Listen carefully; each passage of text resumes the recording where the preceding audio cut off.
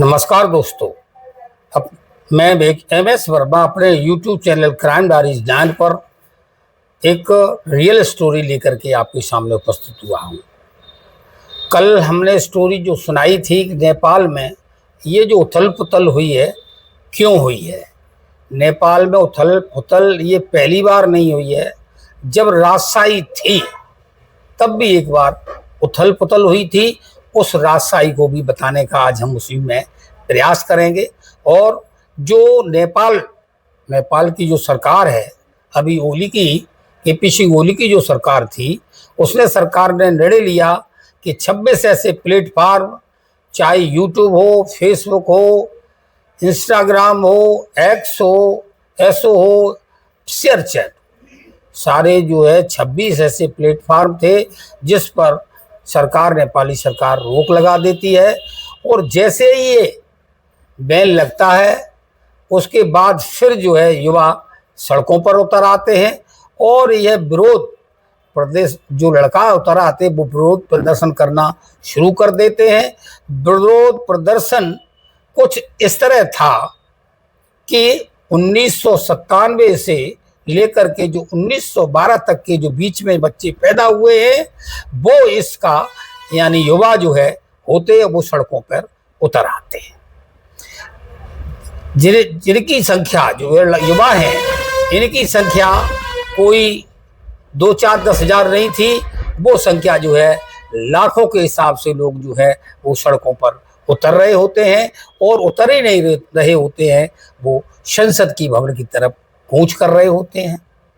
और जब वो उधर कूच कर रहे होते हैं तो इसी बीच उन्हें रोकने की जो कोशिश की जाती है और उसके बाद जो गोली चलाने का जो है DSP है वहाँ का, वो जो है गोली चलाने का आदेश दे देता है। और जब आदेश देता है 19 लोगों की उसी जगह स्पॉट पर मौत हो जाती है। जब ये खबर पहुंचती है अन्य शहरों में, फिर पूरे नेपाल में एक हुजूम लड़कों का, नवयुवकों का हुजूम वो है सड़कों पर उतर आता है। और सड़कों पर जब उतरता है तो फिर वो है चाहे मंत्री हो, चाहे नेता हो, चाहे फिर कोई भी बना रहे, चाहे प्रधानमंत्री ही कौन हो, वो फिर आगे पीछे कुछ नहीं देखते हैं। सिर्फ ये देखते हैं कि हमारा जो है शोषण इन्होंने किया है, हम कहाँ हैं। और इन नेताओं के बच्चे विदेशों में पढ़ रहे हैं, महंगी गाड़ियों में घूम रहे हैं, अच्छे कपड़े पहन रहे हैं, महंगे पहन रहे हैं। क्योंकि ये जो निकल के आए थे, जो भी नेता बने हैं, वो हमारे ही समाज के थे, हमारे ही बीच के थे। और जब ये राजशाही खत्म हुई तब इन्होंने जो है लोकतंत्र धारण किया। लोकतंत्र में वोट पड़ते हैं। उसके बाद ये भी गरीब तबके से थे, लेकिन उन्होंने अकूत संपत्ति बना ली थी और वो अकूत संपत्ति के मालिक बन गए थे। 20% लोग सत्ता का सुख भोग रहे होते हैं, पब्लिक का शोषण कर रहे होते हैं। 80% जो पब्लिक है वो उसके दिमाग में धीरे धीरे एक जो है आग जन्म ले रही थी। दोस्तों, ये बैन लगाने का, सिर्फ बैन लगाने का नतीजा नहीं था कि एक बार बैन लगा और लोग सड़कों पर उतर आए, ऐसा नहीं था। जो आग सुलग रही थी, बैन लगा और बैन के बाद जो है उन्होंने जो गोली चलाई और गोली चलाने के बाद जो हत्याएं हुई, उस हत्या का ये परिणाम था कि हजारों लाखों लोग जो है वो सड़कों पर उतर आए थे। ये जो कहानी जो हुई है, फिर जो बढ़ रहे हैं लोग बाग, चाहे प्रधानमंत्री आवास हो, चाहे मुख्यमंत्री आवास हो, और चाहे राष्ट्रपति आवास हो, गृह मंत्री का आवास हो, कोई ही मंत्री बना रहे, उन्होंने जो है फिर परवाह नहीं की थी।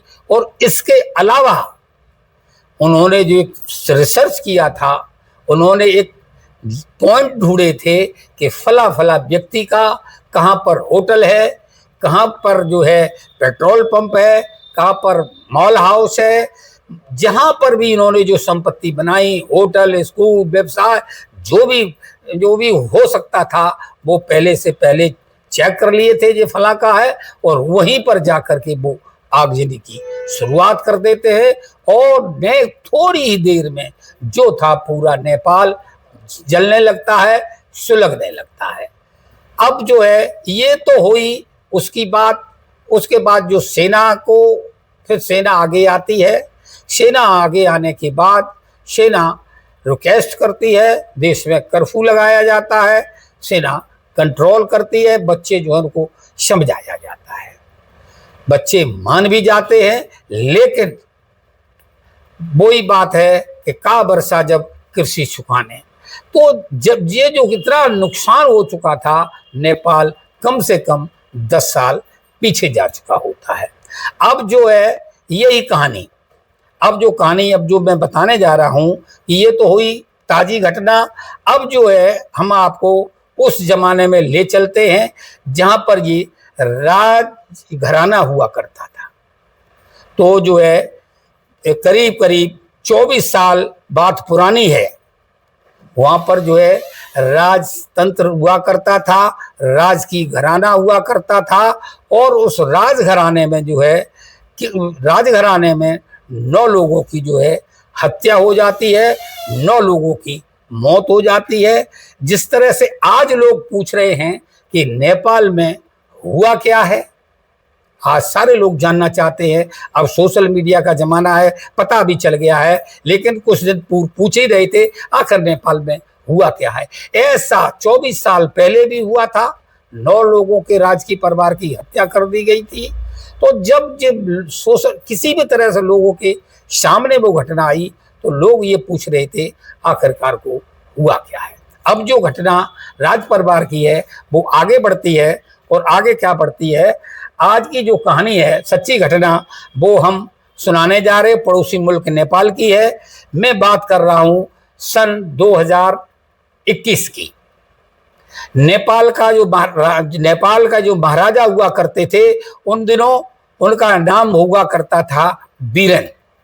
दरअसल ये उनके 2 बेटे थे। एक बड़े बेटा जो है, जो युवराज है, उसका नाम था दीपेंद्र, और छोटे बेटे का नाम था राजन। जब ये चलता था तो इनके परिवार में एक प्रथा थी कि हर माह के तीसरे शुक्रवार को एक ये लोग पार्टी करेंगे। ये अपने घर की प्रथा थी, घर की रीति थी, घर के नियम थे। अब ये शुक्रवार आता है, और शुक्रवार आने पर जो है वो जो युवराज हैं, युवराज का नाम दीपेंद्र है, दीपेंद्र जो है उसकी जिम्मेवारी ले लेते हैं, और जिम्मेवारी ये लेते हैं कि मेज़बानी हमारी देख रेख में होगी। तो दोस्तों जब जो है मेज़बानी की बात आती है, तो बीरेंद्र जो हैं यानी दीपेंद्र जो हैं वो उसकी मेज़बानी लेते हैं, और मेज़बानी लेने के बाद जैसे ही शाम होती है तो सारे लोग जो है सज वज के तैयार होते हैं, और तैयार होने के बाद जो सबसे पहले राजा जो हैं, राजा बीरेंद्र सिंह हैं, उनके जो है बहनोई हुआ करते थे, उनका नाम था महेश कुमार। और सबसे पहले महेश कुमार तैयार होकर के जो है उस पार्टी में आने के लिए तैयार हो जाते हैं। दूसरे नंबर पर जो है राजकुमार होते हैं निराजन। राजकुमार जो है निराजन नाम होता है, वो आते हैं। और उसके बाद जो उनके दामाद होते हैं, कैप्टन राजू राजीव होता है उनका नाम, वो आते हैं। महारानी का नाम होता है ऐश्वर्या भी आती हैं, लाल साड़ी पहन करके आती हैं, जो कि वो बहुत ही खूबसूरत लग रही होती हैं। और उसके बाद उनका चचेरा भाई आता है, चचेरा भाई के नाम होता है पारस, और पारस जो है अपनी माँ के साथ आते हैं, और जिनका नाम वो है कोमल होता है। कोमल की एक बहन होती है, उसका नाम प्रणेता होता है। पारस की पत्नी होती है, वो हिमानी आती है। इस तरह से ये 9 लोग जो है उस पार्टी में शामिल होने के लिए नंबर बाई नंबर आते हैं। इधर जो है जब ये लोग आ रहे होते हैं, तो जो मेज़बान है जिसका नाम दीपेंद्र है, दीपेंद्र जो है उस कमरे में एक खेल खेला जा रहा था जिसका नाम बिलियर्ड्स है। बिलियर्ड्स, उस बिलियर्ड्स का जो है खेल खेल रहे होते हैं और खेल खेलने के बाद वो आपस में दांव लगा रहे होते हैं, जोर आजमाइश कर रहे होते हैं कि कौन जो है इसको खेल को जीतेगा। अब ये कार्यक्रम वहाँ खेल का चल रहा है, कुछ लोग जो है मेजबानी के लिए मेज पे आ गए होते हैं। दूसरी सबसे बड़ी बात यह है कि महाराजा बीरेंद्र सिंह जो है वो नहीं आए थे, सारे लोग उन्हीं का इंतजार कर रहे होते हैं। चूंकि महाराजा जो थे वो उस दिन उनका जो एक पत्रिका चल निकलती है, उस पत्रिका का जो संपादक है वो उनका इंटरव्यू लेने के लिए आया हुआ होता है, तो महाराजा इंटरव्यू दे रहे होते हैं। जब तक महाराजा नहीं आए तब तक जो लोग खेल खेलने लगते हैं और काफ़ी देर जब वो इंतजार करते हैं तो आखिर वहाँ सूचना भी आ जाती है कि महाराजा पधारने वाले हैं। और जो महाराजा एडीसी होता है, वहाँ का एडीसी जो है वो आता है और जो है वो वहाँ तक दरवाजे तक वो जो है छोड़ जाता है कि आप महाराज जाइए, लेकिन महाराजा जो हैं बीरेंद्र भी उसको साथ लेके आ जाते हैं। अब इधर जो है कोई जब तक ये महाराजा आए वो खेल भी बंद हो गया था, और बंद होने के बाद ये लोग आकर के जो है कोई कोल्ड ड्रिंक पीता है, कोई ड्रिंक करता है, कोई नाश्ता करता है, कोई अपनी तरह से कुछ न कुछ अपना खाना पीना चल रहा होता है।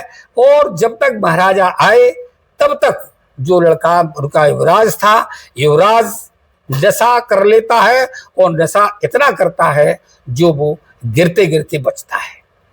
आखिरकार को लोग उसे सहारा देते हैं, सहारा ही जब देते हैं तब भी वो उनके कदम लड़खड़ा रहे होते हैं। अंत पे क्या होता है कि दीपेंद्र जो है वो गिर भी जाते हैं।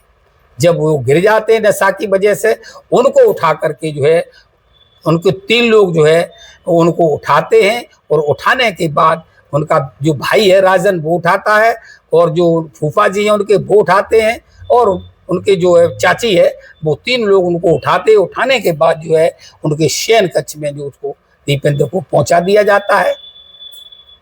अब जो शेष लोग बचे हैं वो जो है अपना कार्यक्रम शुरू करते हैं, पार्टी का दौर चालू हो जाता है।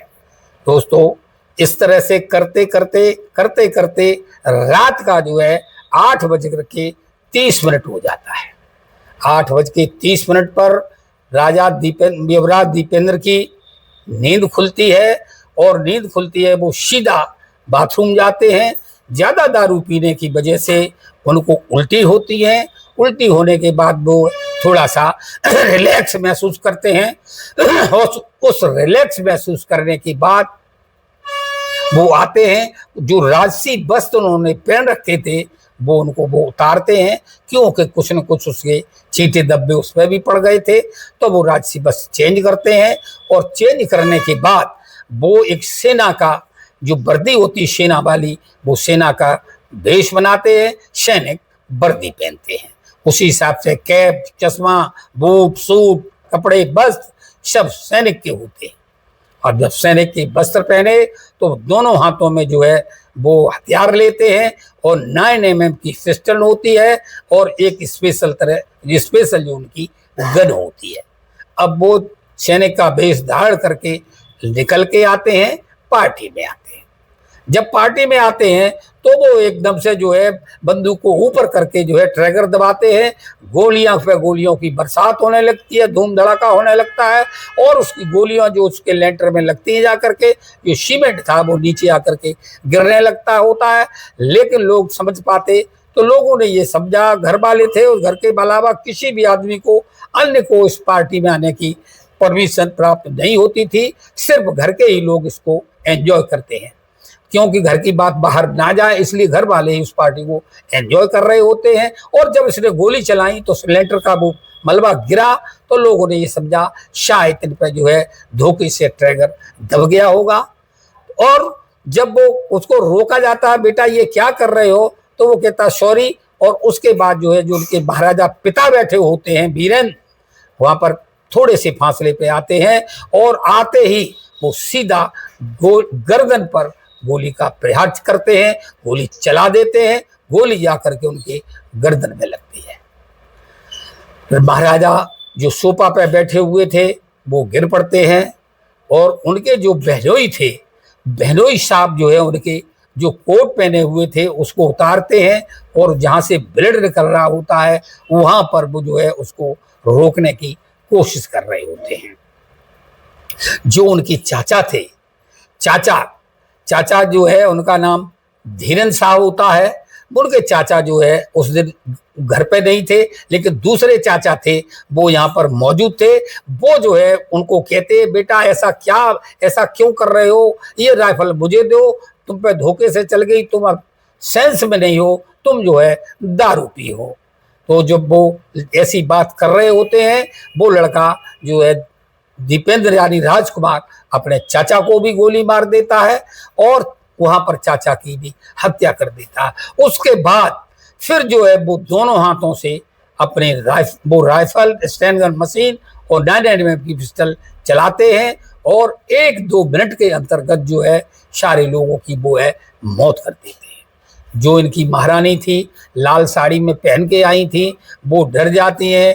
अब दौड़ने के बाद वो भागती हैं, सीढ़ियों की तरफ जाती हैं।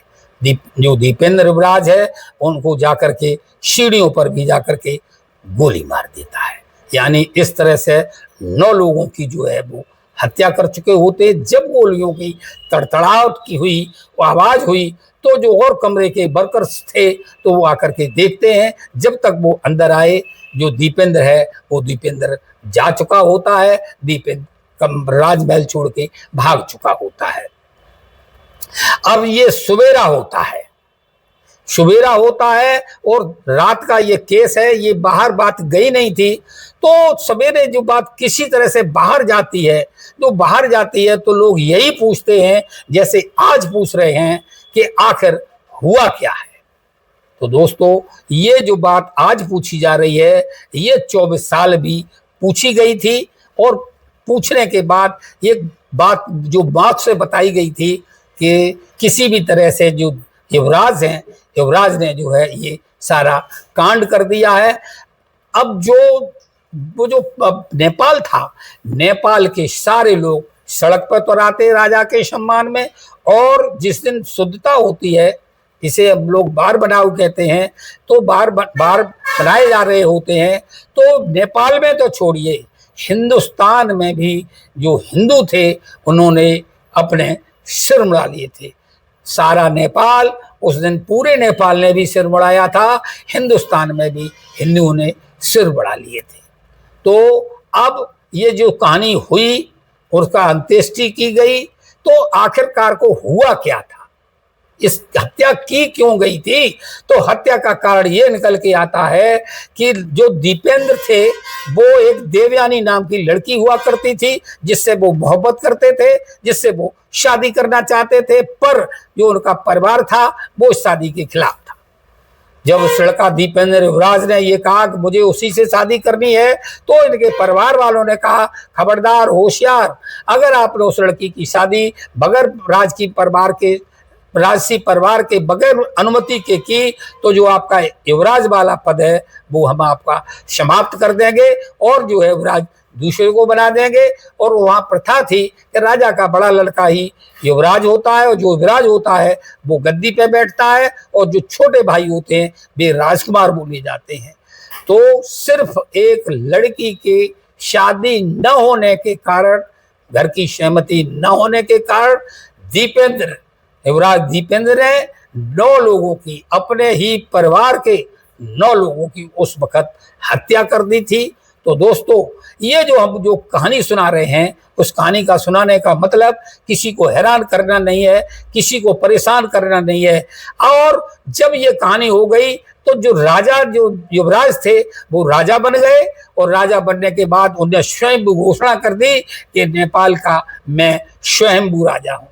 जो दोस्तों उनका राजा जो बने, वो राजा बनने ज्यादा से ज्यादा वो राजा जो है 54 घंटे के लिए बने थे। जैसे ही वो गद्दी पर बैठते हैं, एक गोली कहीं से चलती है और वो गोली आकर के उनके सीधे सिर में लगती है और उनकी भी मौत हो जाती है। ये जो घटना हमने सुनाई, उसकी गोली की आज दिन तक ये पता नहीं चल पाया कि आखिर वो गोली किसने चलाई थी और युवराज दीपेंद्र को किसने मारा था। जो उनके चाचा थे, फिर जो जिनका चाचा का नाम धीरेन्द्र हुआ करता था, फिर चाचा जो धीरेन्द्र जो है वो राजा घोषित करे गए। तो फिर जो है राजसी ये प्रजातंत्र आया और प्रजातंत्र के बाद राजसी जो तंत्र था राजसी उसको समाप्त कर दिया गया और प्रजातंत्र हुआ। प्रजातंत्र में वोट पड़े, प्रजातंत्र में जो वोट पड़े, दो ही जातों का वर्चस्व रहा।